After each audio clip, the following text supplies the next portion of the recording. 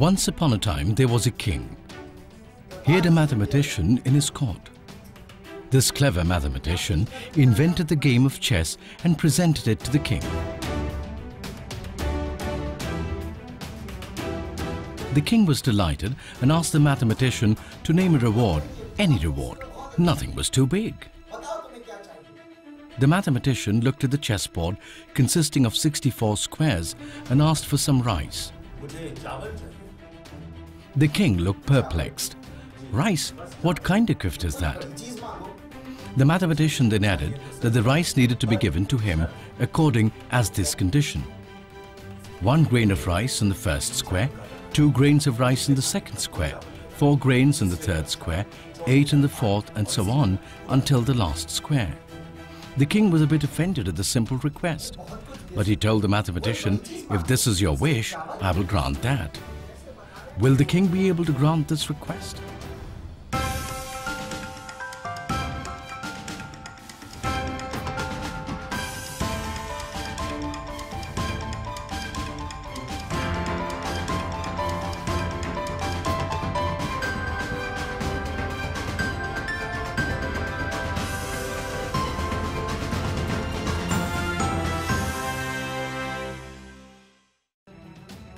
Welcome to another episode of the Maths Factor, where we're going to explore the intricacies of algebra. This is no textbook journey. We'll tell you stories, riddles and real-life problems to bring this subject to life. Keep watching to see algebra like never before.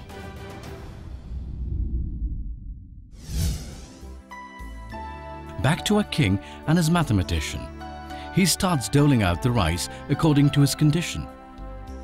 And so, on the first day, the mathematician got 1 grain. He got 2 in the second, 4 in the third. And the king looked amused at the stupidity of the seemingly brilliant mathematician. If we progress along the same lines, on the 6th day, the mathematician will get 32 grains of rice. On the 8th day, he will get 128 grains. And on the 16th day, he will get 32,768 grains, which is about 1 kg of rice. But soon the numbers started increasing, and the king started getting restless. Soon the king realized that he would need to resign on his promise.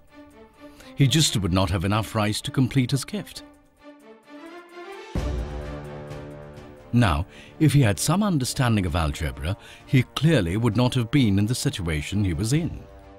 Let's see what he should have been able to work out. The first square is 1, the second 2, the third 2 into 2, which is 4, the fourth square 2 into 2 into 2, or 2 cube, or 8. So the number of grains in the 64th square is 2 to the power of 63, which is, wow, that's really large, isn't it? Well, the story is a sad ending. Not only was the king unable to keep his promise, he was so annoyed with our mathematician that he had him beheaded. Much like the king, most of us don't get the point of algebra, do we? It's something we plow through in school and discard at the first point that we can. But we could shift perspective and look at algebra as a mystery, as a search for the unknown x.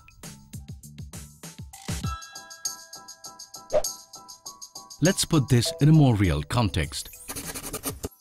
Here is Tanay carrying a bunch of balloons. He accidentally lets go of 3 and is left with 5 balloons. So how many balloons did Tanay have to start off with? Let's call that number the mysterious x. We know that when 3 balloons were taken away, we are left with 5 balloons.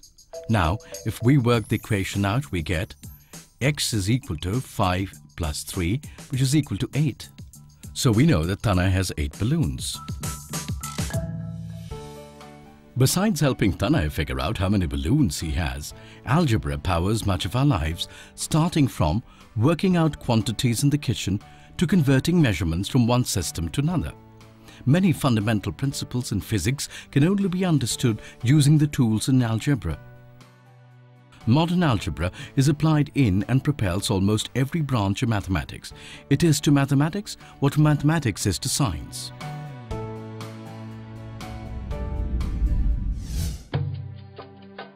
Now, a lot of algebra originated from the Middle East, from Persia to be precise.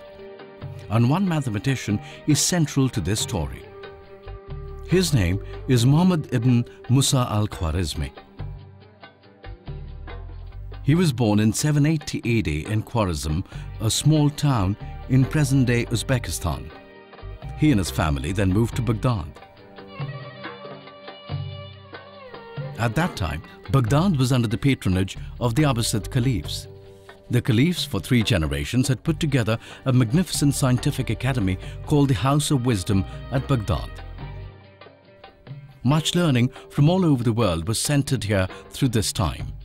Al-Khwarizmi flourished in this atmosphere. He was a scholar at the House of Wisdom and was later appointed the Caliph's librarian. He wrote a famous book called Hisab al-Jabr wal-Muqabla in 825 AD. The word algebra comes from al-Jabr. Now, Khwarizmi's books came to form the foundation of algebra and actually established it as a separate discipline. In fact, they constituted university textbooks till the 16th century. Since the books were not footnoted, it is tough to trace the sources of his information, though he was clearly influenced by both Indian and Greek thought. Now, the title of his book teaches us algebra right away. Let's look at that a little more closely. Al-Khwarizmi's book was called Hisab al-Jabr wal-Muqabla. In Arabic, Jabr is an algebraic operation of restoration, which is the act of subtracting terms on either side of the equation. Take the equation x minus 2 is equal to 12. Now, we take the 2 from the left-hand side and restore it to the right-hand side by making x is equal to 12 plus 2 is equal to 14. The other word in the title, Muqabla, means balancing and is the act of cancelling like the terms on opposite sides of the equation. Let's take this one. X plus y is equal to y plus 7. Now we get x is equal to 7 by cancelling or balancing the 2 sides of the equation. Eventually, the Muqabla was left behind, and this type of math came to be known as algebra in many languages. In fact, the entire title has been translated to mean the Book of Restoration and Balancing. On our journey through algebra, we were exploring Al-Khwarizmi's famous book that translates to the Book of Restoration and Balancing. Now, the very same idea of restoration and cancelling comes up in Lewis Carroll's classic Alice in Wonderland. And this is not as curious as it first appears, since Lewis Carroll, who was in reality Charles Dodgson, was actually a mathematician at Christ Church College, Oxford.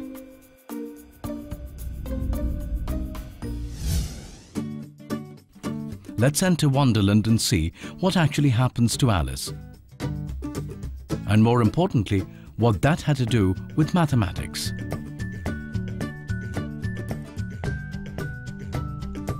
Alice plunges down a rabbit hole, and this kickstarts her adventure. She meets an advice-giving caterpillar who is beside a large mushroom and is smoking a long hookah. At this point of the story, Alice has already experimented with proportionality and has eaten a cake that made her grow bigger and has drunk the liquid that made her grow smaller. The caterpillar then gives her some additional information.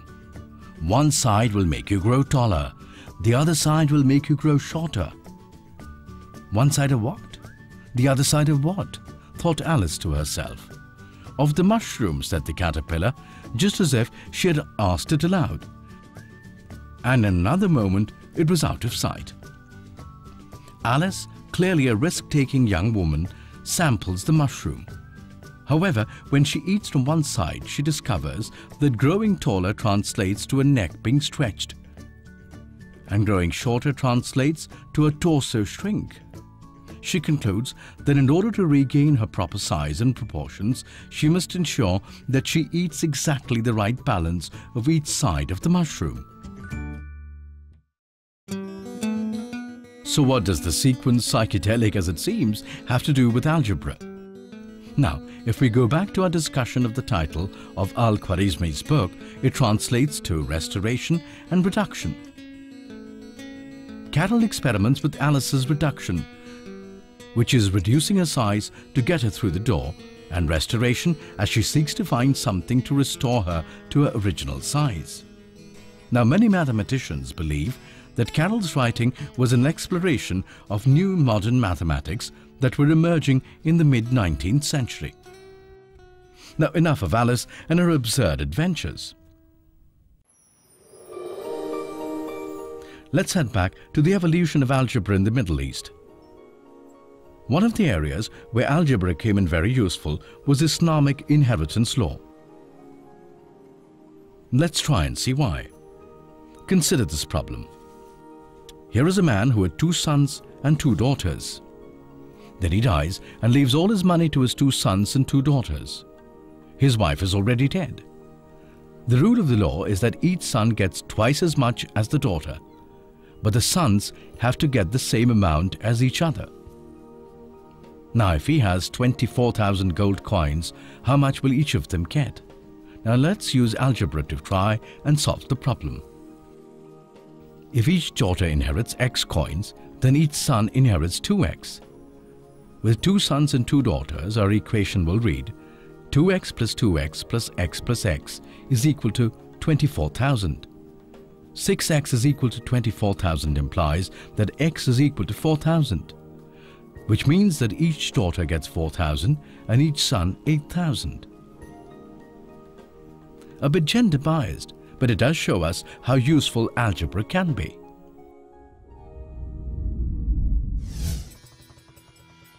We have traveled to the Middle East to see the contributions of Al-Khwarizmi.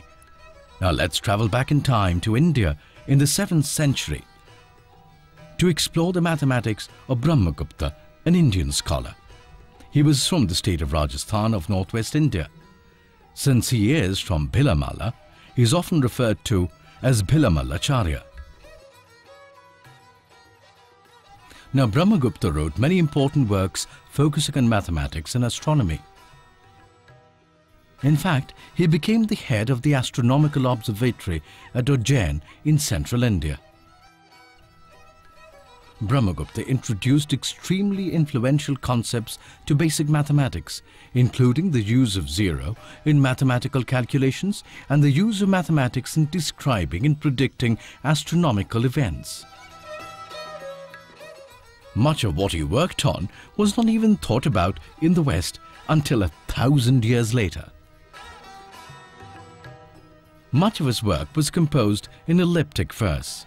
He once said, "As the sun eclipses the stars by his brilliance, so the man of knowledge will eclipse the fame of others in assemblies of people if he proposes algebraic problems, and still more if he solves them." A lot of this knowledge traveled from India to Arabia and influenced the thinking of scholars like Al-Khwarizmi.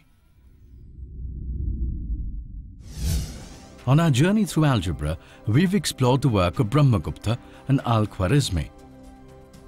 We next move to look at Diophantus, a famous mathematician from the 3rd century. Now we know pretty little about Diophantus' life, except his age, which is couched in the form of a riddle. Sounds intriguing? Let's check out the riddle. Quite the riddle. Let's take it a line at a time and try and decipher this. To do that, let's presume Diophantus' age is X.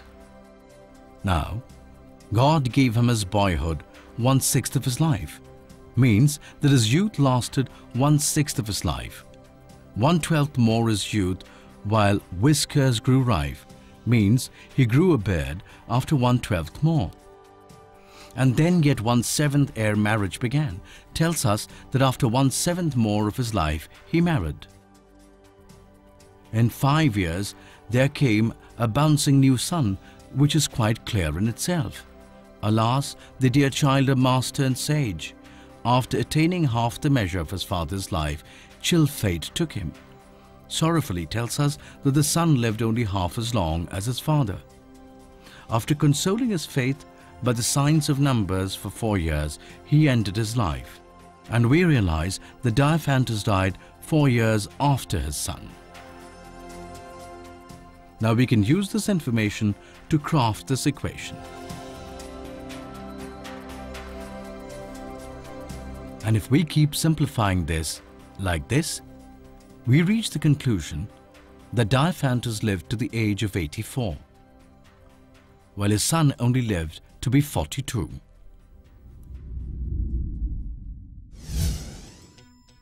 Now let's move to an area of algebra that sounds complex but is beautifully simple.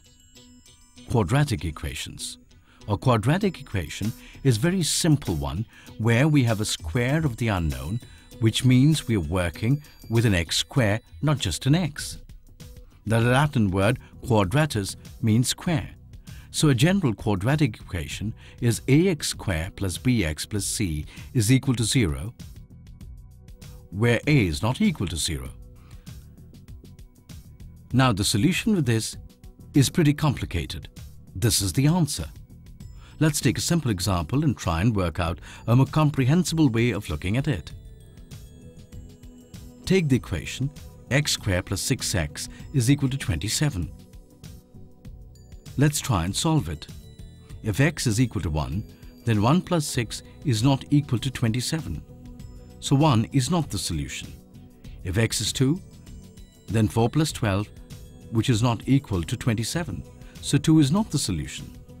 We could keep going like this, but let's look at it differently.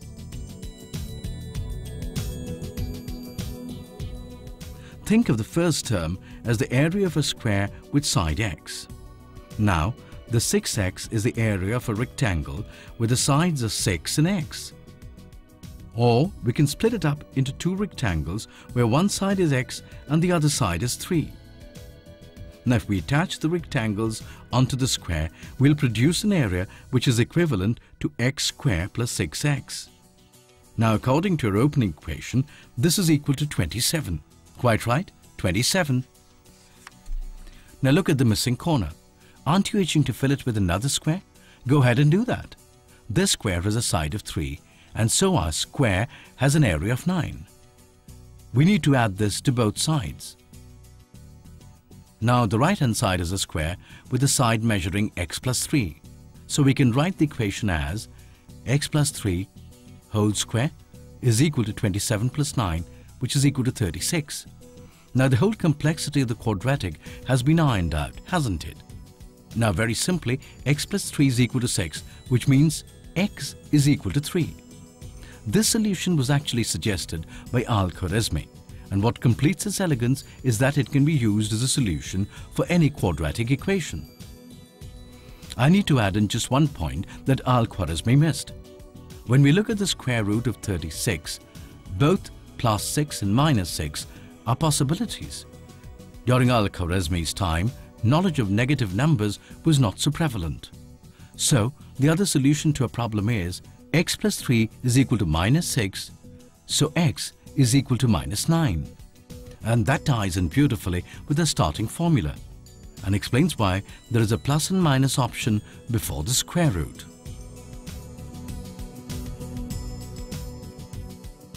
Now what happens when the equations get higher? Say a cubic equation. It's of the form ax cubed plus bx squared plus cx plus d is equal to 0, where a is not equal to 0. Now let's look at a concrete example. 2x cubed plus 3x squared plus x plus 1 is equal to 0. How can we solve this? If x is 1, then 2 plus 3 plus 1 is not equal to 0. So 1 is not the solution. If x is 2, then 16 plus 12 plus 2 plus 1, which is not equal to 0. So 2 is not the solution.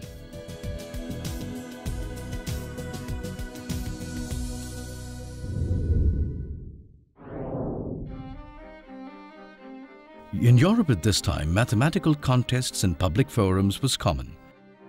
Mathematicians tried to solve equations such as these, and the winner earned valuable money for these. Let's explore one such contest in the Republic of Venice during the 16th century between Niccolò Fontana, Tartaglia and Antonio Maria Fiore. Fiore had learned one way of solving cubic equations from his teacher. Curiously enough, a few days before the contest, Tartaglia managed to find the general method of solving another kind of cubic. At the contest, the problems Tartaglia posed were all of the second type, and so he emerged the winner. Later, however, both methods were published together in a book called Ars Magna by Girolamo Cardano, another famous mathematician.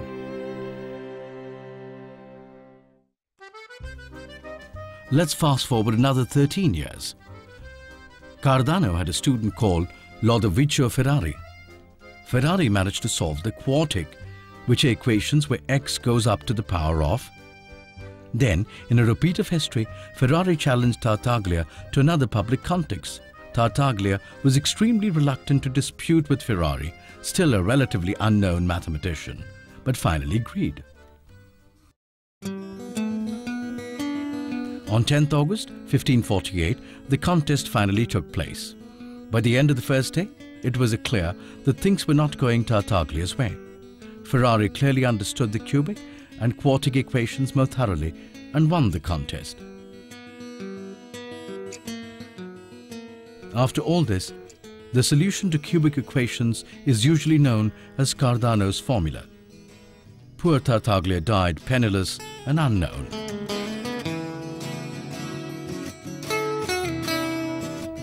Clearly, algebra and its development have more than its fair share of drama. I hope you have got to see a little of its magic as we journey through Arabia, India and Greece, solving riddles and problems. For more fun mathematics, don't forget to keep watching The Maths Factor.